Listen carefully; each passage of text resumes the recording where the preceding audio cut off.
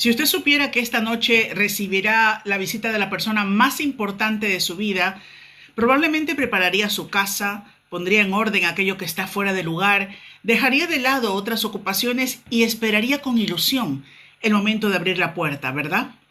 Ahora, imagine algo infinitamente más grande. El Rey de Reyes, el Señor de Señores, aquel que murió por nosotros, resucitó y ascendió a los cielos, hizo una promesa que atraviesa los siglos. Él dijo: ciertamente, vengo en breve. En efecto, Dios siempre cumple lo que promete, pero ¿qué hace usted con esa información? Cuando abrimos la última página de la Biblia, la última, encontramos a un ángel dando comprobación celestial a Juan de que todo lo que había oído y visto a lo largo del Apocalipsis es verdad. El ángel le dice a Juan: estas palabras son fieles y verdaderas. El Señor nuestro Dios, el que envió a sus voceros, los profetas, inspirando tanto el Antiguo como el Nuevo Testamento, es el mismo Dios que ha enviado a su ángel para mostrar a sus siervos todas las cosas que van a acontecer y que están redactadas en el libro de Apocalipsis. Cuando Dios predice los acontecimientos futuros, como el surgimiento del anticristo, los juicios de los sellos, las trompetas, las copas, la batalla del Armagedón, la segunda venida de Jesucristo, esos acontecimientos ocurrirán. Dios hará exactamente lo que Él dice que hará. Él dice: ciertamente vengo en breve. Entonces, ¿cómo estamos viviendo la espera de la segunda venida de Jesucristo? La realidad de la inminente venida de Cristo exige respuestas de parte de todo creyente. Esta información que nos ha sido entregada requiere de parte nuestra obediencia inmediata, adoración inmediata, proclamación del Evangelio inmediata, servicio inmediato. Por ese motivo, es primordial estudiar las enseñanzas bíblicas sobre los acontecimientos finales con el propósito de prepararnos para vivir con esperanza y esperar el glorioso regreso de Jesucristo. Hoy llegamos al final de nuestra serie de estudios de escatología. Durante este recorrido hemos estudiado acontecimientos futuros, señales, profecías y promesas. Todo esto con la firme intención de acercar cada corazón al corazón de Dios, de despertar a quienes se han adormecido espiritualmente, de fortalecer la esperanza de quienes perseveran y recordar que nuestra historia no termina en este mundo, sino con el regreso glorioso de nuestro Señor Jesucristo. No se trata de un simple estudio de ejercicio intelectual, porque la escatología no fue escrita para que especulemos sobre el futuro, sino para que examinemos nuestro presente, para despertar nuestra fidelidad. La última voz que escuchamos en las Escrituras es la voz del mismo Jesús diciendo: ciertamente vengo en breve. No podría existir un final más hermoso. Fíjese, ciertamente. La primera palabra nos habla de la absoluta certeza de esta promesa, y es que ciertamente no es una posibilidad, no es una metáfora, es la palabra del Dios que jamás ha mentido. Cada promesa que Dios hizo en el pasado se cumplió exactamente como Él anunció. Cuando prometió un Salvador, el Salvador vino. Cuando prometió redención, la redención llegó. Cuando prometió la resurrección de Cristo, Cristo resucitó. Entonces, ¿por qué dudaríamos de su última promesa? Así como vino por primera vez para salvar, vendrá por segunda vez para reinar. Nuestra esperanza no descansa en las circunstancias del mundo, descansa en el carácter inmutable de Dios. La segunda palabra de esta frase es vengo. Hay algo profundamente hermoso en esta segunda palabra. Jesús no dijo enviaré a alguien, dijo vengo. El cristianismo no espera simplemente un acontecimiento, espera a una persona. Esperamos al buen pastor, al esposo, al rey. Esperamos a aquel que dio su vida por nosotros.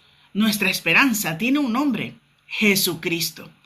Por eso, la esperanza cristiana no consiste únicamente en escapar de este mundo, sino en encontrarnos finalmente con aquel que nos amó primero, con aquel que amamos.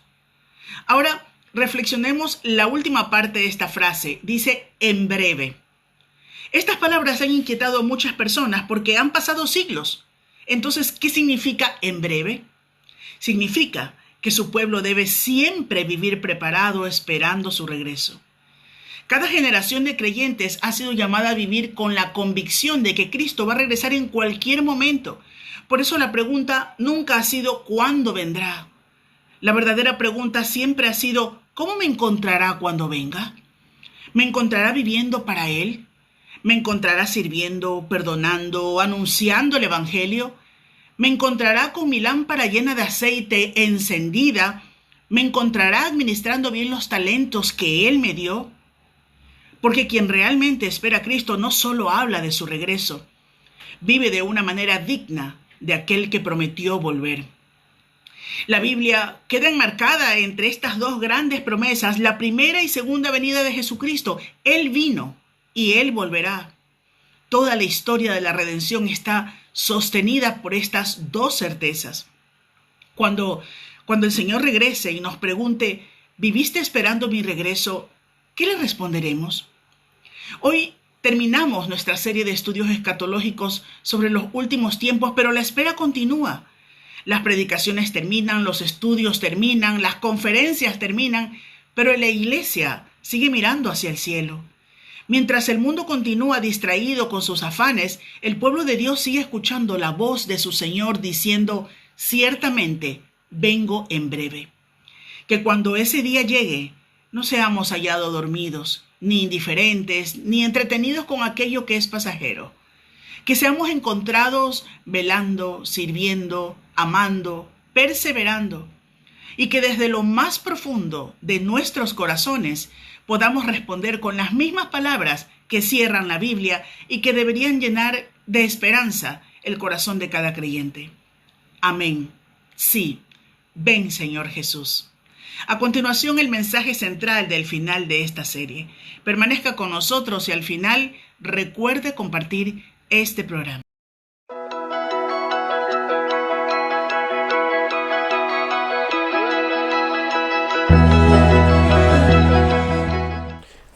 A lo largo de los últimos meses hemos estado reflexionando en diferentes enseñanzas que nos da la Escritura acerca de el regreso del Señor Jesucristo. La expectativa de ese momento glorioso en que Cristo venga es realmente una señal de alerta para todo el pueblo cristiano. La imagen recurrente en nuestra mente de terremotos, catástrofes naturales, pandemias, hambres, persecuciones, crisis de todo tipo, confrontan con esos mensajes de apariencia, de paz, de tranquilidad, de prosperidad, de bonanza, para prepararnos ante una escena que solamente está escrita en el calendario de Dios. Nadie más la conoce. Y se nos dan detalles para prepararnos para velar y orar. Y constantemente la Escritura nos lleva a este punto. El pueblo de Dios debe de vivir a la espera del gran acontecimiento final, el acontecimiento donde todo el proyecto de la redención llega a su clímax, que es la venida de Cristo. Y con ello, cuando llegamos al final de la Biblia, el libro de Apocalipsis se cierra con un epílogo a todo el mensaje de la redención que realmente tiene muchas lecciones para nosotros. Apocalipsis capítulo 22, versículos 6 al 21, este epílogo a toda la Biblia es realmente una advertencia ante la realidad de la segunda venida de Cristo y una invitación a cómo vivir y estar atentos para una reacción correcta ante este evento. Una reacción que afecta al pueblo de Dios, pero afecta incluso a aquellos que no creen en Dios. Y fíjate que cuando lees Apocalipsis 22, como un estribillo en todo este pasaje, se repite la misma expresión. He aquí, vengo pronto. Versículo 7, versículo 12, versículo 20. Cristo vendrá en cualquier momento. Y esta realidad, este estribillo, afectará a toda la humanidad. Creamos en Cristo o no creamos en Él. Y por tanto es bueno que nos paremos a considerarlo. Y sobre todo este texto nos confronta también con una realidad que es la de la fiabilidad de las Escrituras y el mensaje que Dios deja para cada uno de nosotros. Estas palabras, dice en el versículo 6, son fieles y verdaderas. Y es el Señor, el Dios de los espíritus, los profetas, que ha enviado a su ángel para mostrar las cosas que han de suceder pronto, en breve. El mismo Dios que movió a los profetas del Antiguo Testamento, que movió la revelación del Nuevo Testamento, es el que ha enviado a su ángel para manifestar cosas que van a suceder pronto dentro de la historia de la humanidad. Todas las profecías del Antiguo Testamento que se han ido cumpliendo de forma perfecta en la persona del Señor Jesucristo son un estímulo para advertirnos de que el mismo Dios que habló es el mismo Dios que habla de cara al futuro. Isaías escribía estas palabras en Isaías 46, versículos 9 al 11. Acordaos de las cosas pasadas, desde los tiempos antiguos, porque yo soy Dios y no hay otro Dios, y nada hay semejante a mí, que anuncio lo por venir desde el principio y desde la antigüedad lo que aún no era hecho, que digo, mi consejo permanecerá y haré todo lo que quiero, que llamo desde el oriente al ave de la tierra lejana al varón de mi consejo. Yo hablé y lo haré venir, lo he pensado y lo haré. Por tanto, la palabra de Dios es una palabra fiel, fiable, confiable, verdadera, que hacemos bien en prestar atención. Y por eso este epílogo podemos dividirlo en dos llamadas de atención.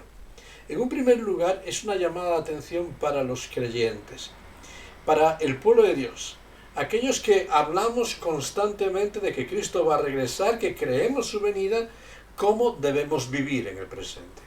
Y el libro nos va a presentar 4 directrices para esta vida.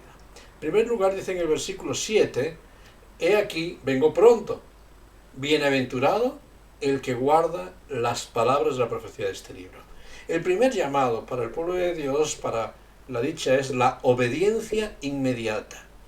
El pueblo de Dios es llamado a guardar lo registrado en las Escrituras, la palabra de Dios, guardando las Escrituras, anhelando el cielo, deseando la santidad, deseando que el nombre de Cristo sea reconocido en la historia, amando más a Cristo que las pasiones de este mundo, alejándonos del mal y del maligno para imitar cada día más a Cristo, comprometernos a comprender la realidad de lo que está por venir, su juicio, y por tanto dar testimonio a todas las naciones.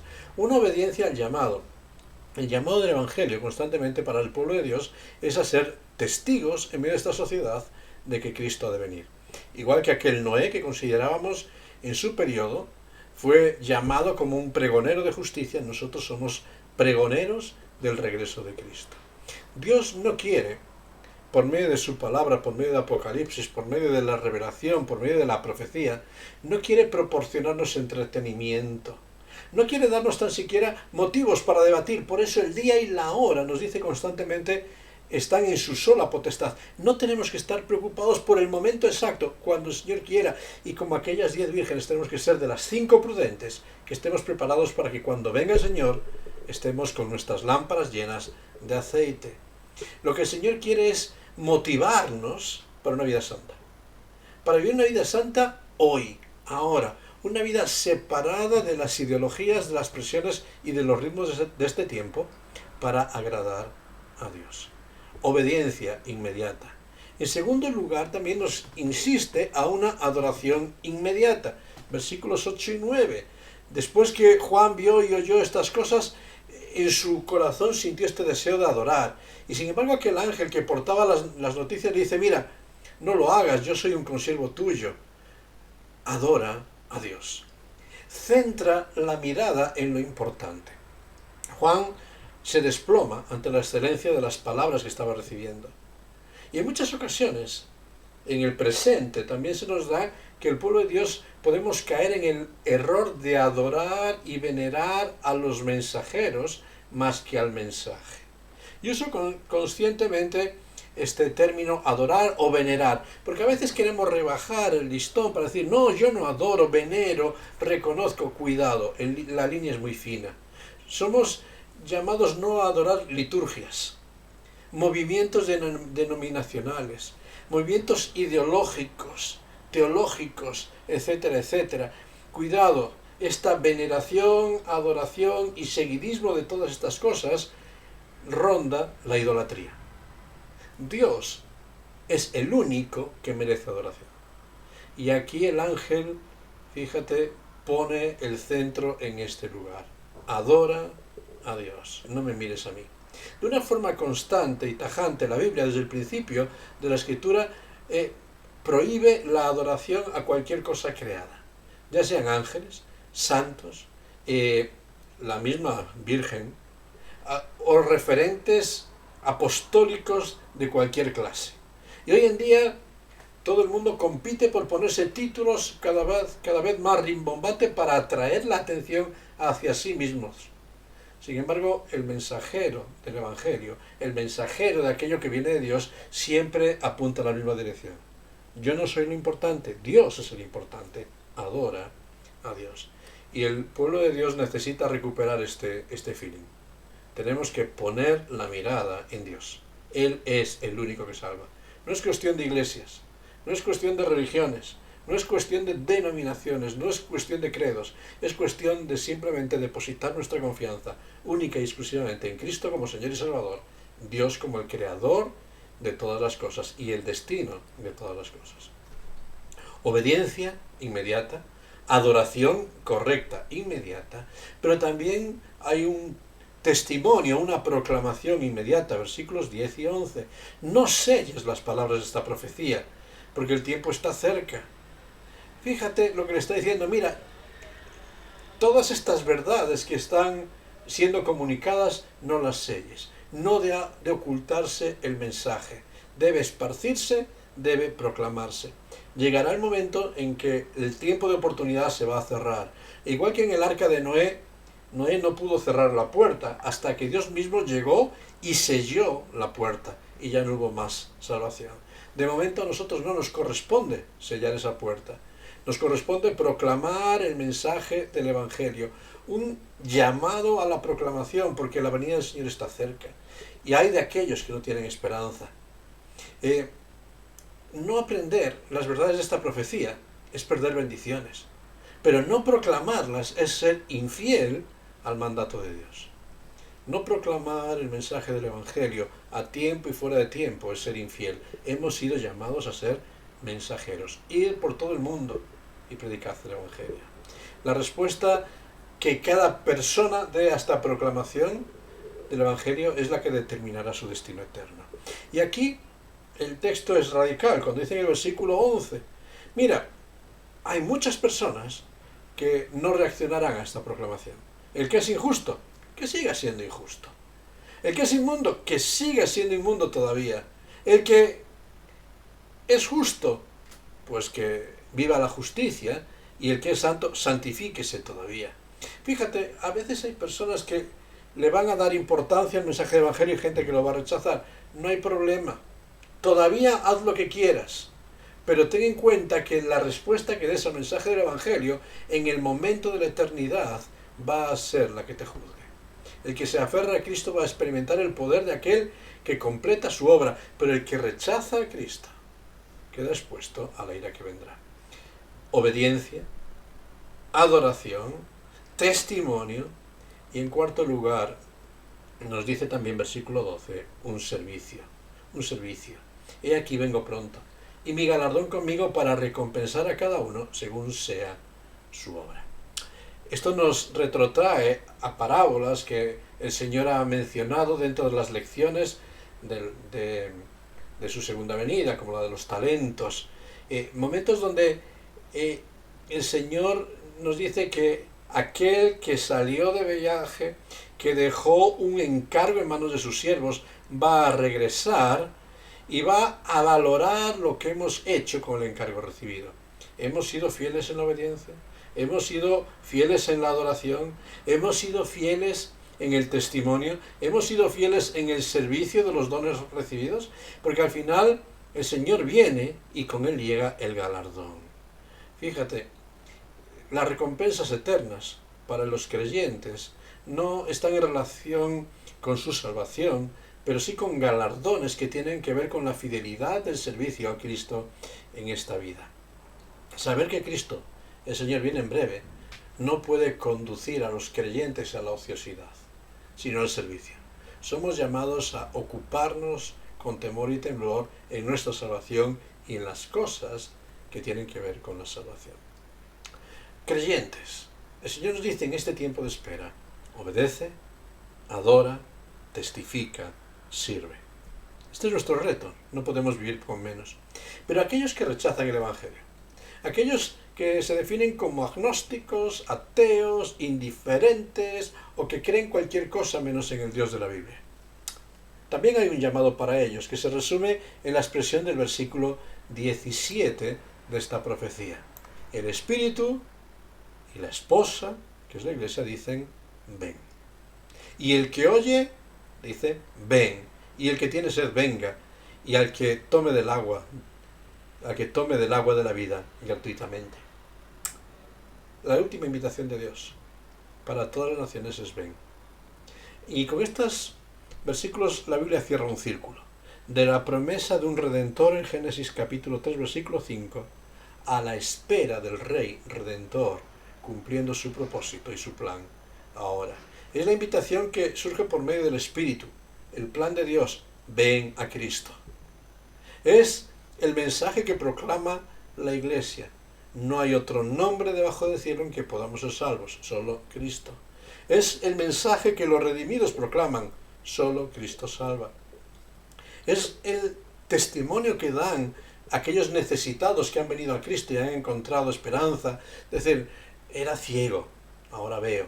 No sé mucho más. Y te dicen, ven y experimenta el poder. Es una oferta gratuita de la gracia de Dios. No es por precio, porque no podemos merecerla, no podemos comprarla. Porque nada tiene el ser humano que pueda alcanzar la bendición del perdón, la redención y la paz que Dios nos ofrece por toda la eternidad. Es un regalo.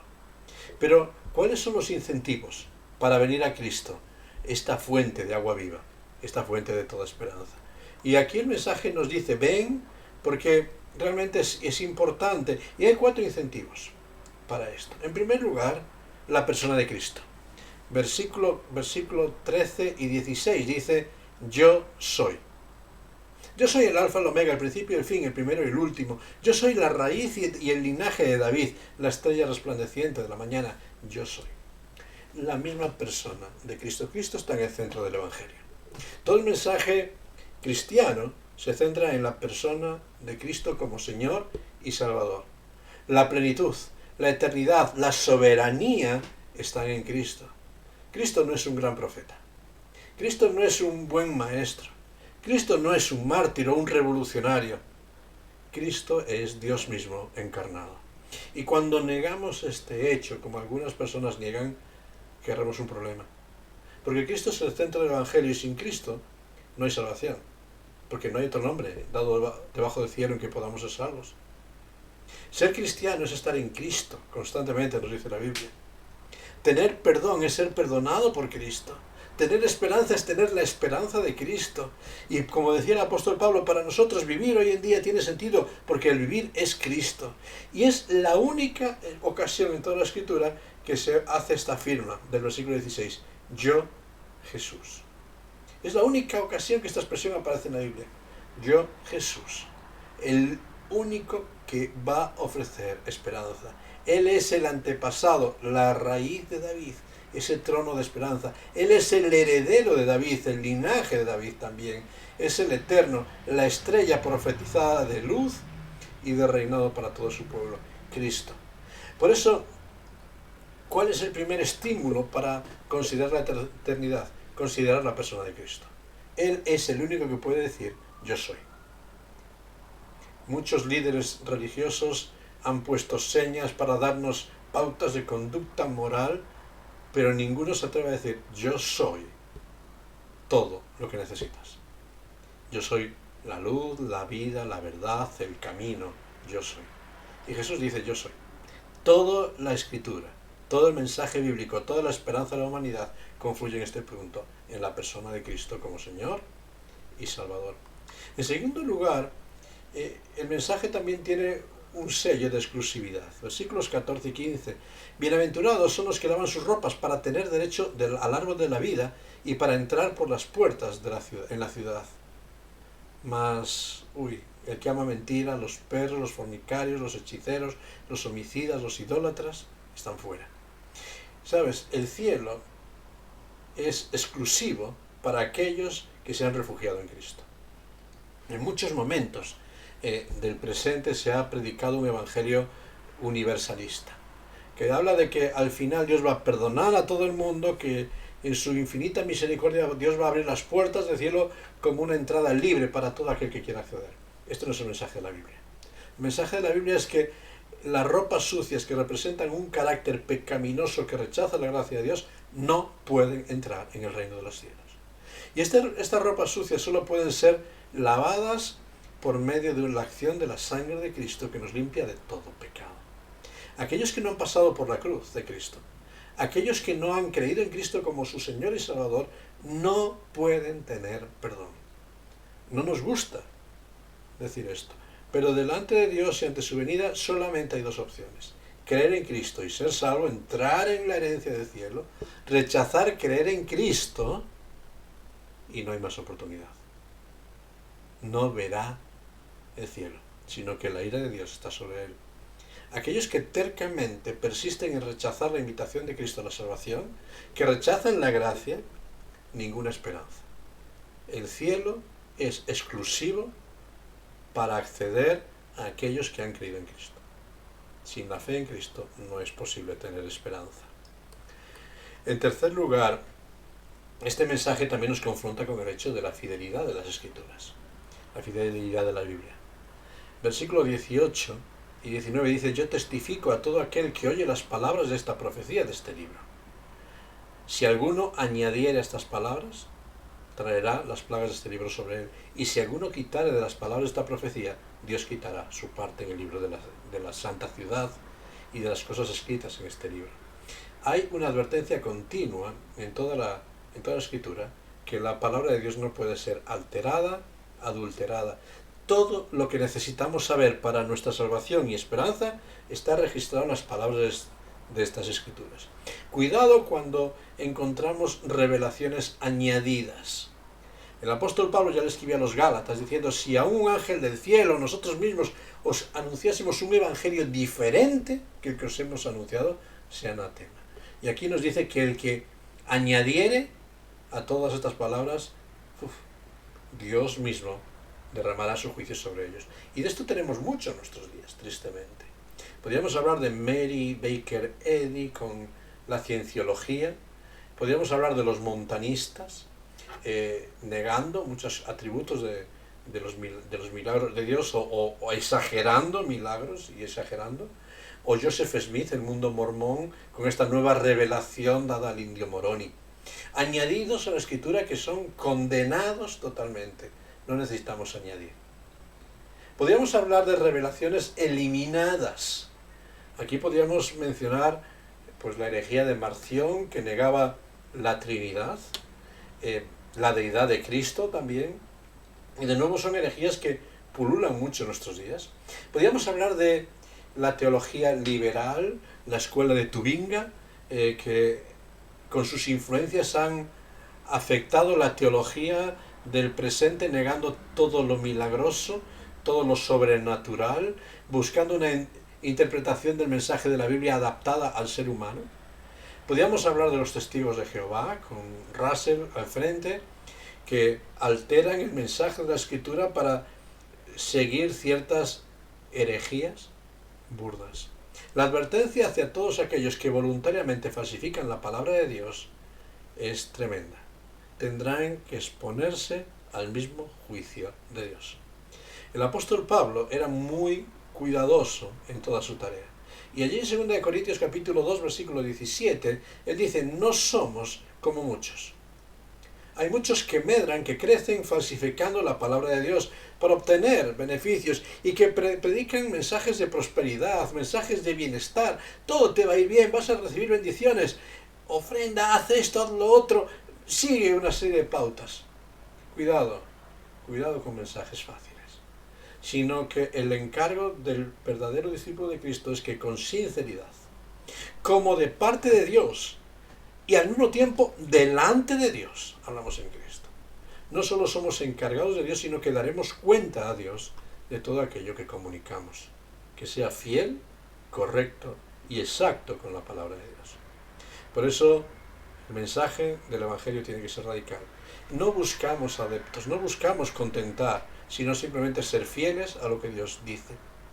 Y en cuarto lugar, un cuarto incentivo para pensar, la certeza de la venida de Cristo. Y fíjate, la Biblia termina con estas palabras, versículo 20 de Apocalipsis 22. El que da testimonio dice estas cosas: ciertamente vengo en breve. Y la respuesta es amén, sí, ven, Señor Jesús. La gracia de nuestro Señor Jesucristo sea con todos vosotros. Amén. Ciertamente, una respuesta contundente, con total seguridad, dice el Señor: vengo en breve.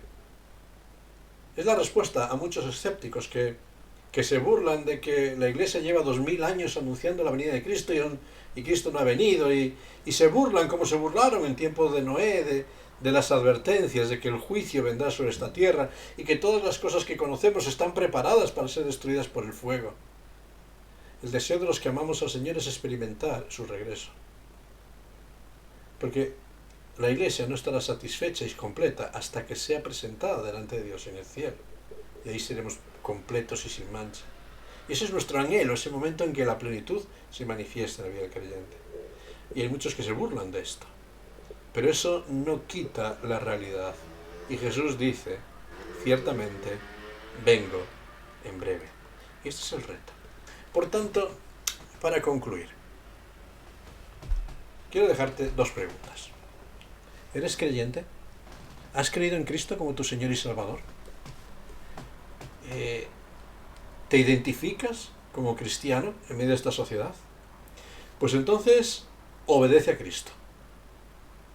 No es cristiano aquel que tiene un título o carga con una cruz. El Señor Jesucristo lo decía a sus discípulos: vosotros seréis mis amigos si hacéis lo que yo os mando. El sello distintivo de un cristiano es la obediencia. ¿Has creído en Cristo? Adórale. Adórale solo a Él. No a liturgias, no a ritos, no a famosos de la modernidad. Adora a Dios. Él es el único que merece adoración. ¿Has creído en Cristo? Proclámale. No hay mayor mensaje que puedas proclamar a este mundo que solamente Cristo salva. ¿Has creído en Cristo? Sírvele. Deja de servirte a ti mismo, deja de poner la prioridad en las cosas de esta tierra y sirva a Dios, porque es lo único que vale la pena. Pero también quiero preguntarte a ti, quizás si has llegado hasta este momento y sigues tomando el mensaje del Evangelio con escepticismo, con indiferencia, como un tema de burla. Yo simplemente quiero invitarte. No quiero convencerte de nada, pero si sigues rehusando creer en Cristo, quiero invitarte a que pares un momento en tu vida a meditar en la persona de Cristo. Haz un ejercicio sencillo, lee los Evangelios. Considera la vida de Cristo de una forma imparcial, sin más influencias que simplemente leer de la vida de Cristo. Y considera su persona. Mira su carácter, mira su poder. Pero te invito a considerar también una realidad, considera la eternidad. Párate un momento. La Biblia nos dice que Dios puso en cada uno de nosotros el sentimiento de eternidad, de trascendencia, de pensar que todo lo material, si no hay algo más, no tiene sentido. Considera qué te espera la eternidad, qué te aguarda al acabar el camino. Y por eso quiero invitarte a que consideres el mensaje de la Biblia como una opción.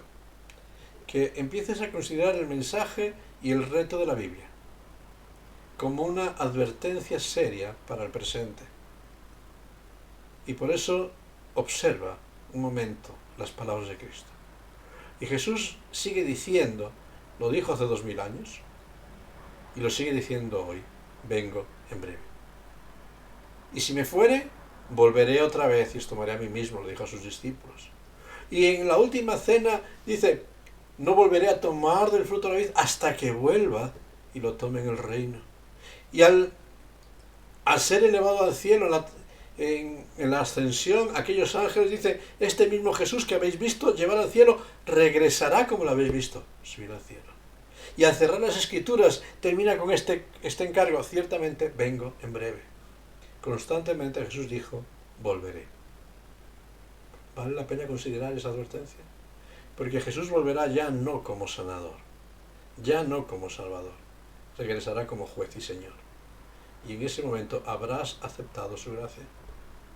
Por eso, en este día, a cada uno de los que llegamos a este punto, quiero invitarte a pensar, ¿qué estamos haciendo con Cristo? Él está llegando, Él está viniendo, Él está llegando a esta historia. Y cuando Él venga, ¿estamos preparados para comparecer delante de Él? Que el Señor nos halle preparados, con las lámparas llenas, con nuestras vidas consagradas para su servicio, diciendo: Señor, gracias porque tú eres mi Rey. Que Dios te bendiga y de nuevo considera a Cristo.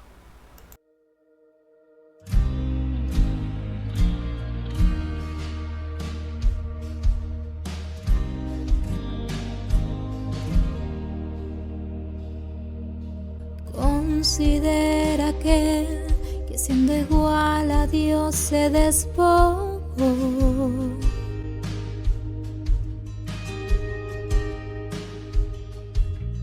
Considera que semejante al hombre descendió.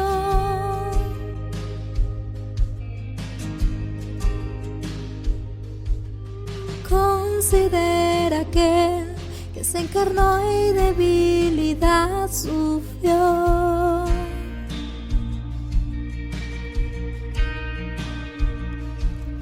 Considera que fue tentado en todo y no pecó.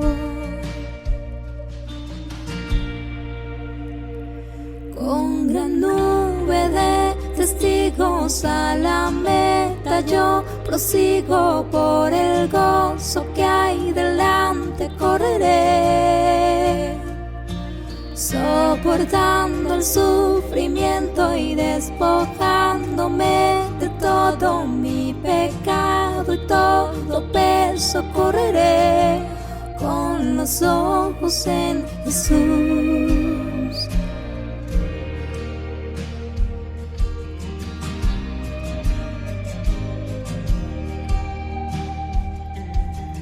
Considera que hasta lo más profundo se humilló.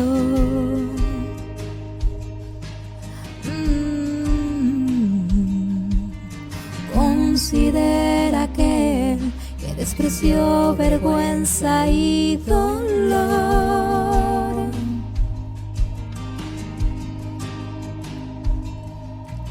Considera que el peso del pecado soportó.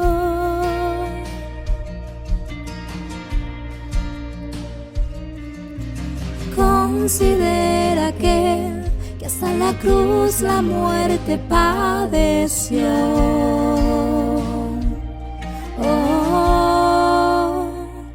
Con gran nube de testigos a la meta yo prosigo, por el gozo que hay delante correré, soportando el sufrimiento y despojándome de todo mi pecado y todo peso correré.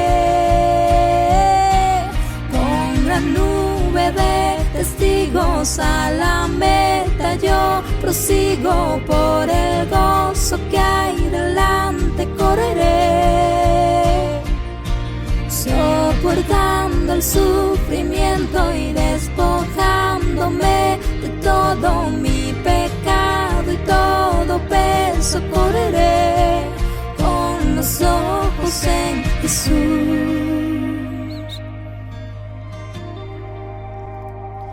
El Cordero y León, el pecado y la muerte Él venció, el mediador, eterna paz, Él intercede ante el trono celestial, el autor consumador, mi fe preserva con poder, gracia y amor, el principio y final, siglos reinará. Con la nube de testigos a la meta yo prosigo, por el gozo que hay delante correré, soportando el sufrimiento y despojándome de todo mi pecado y todo peso correré, con los ojos en Jesús.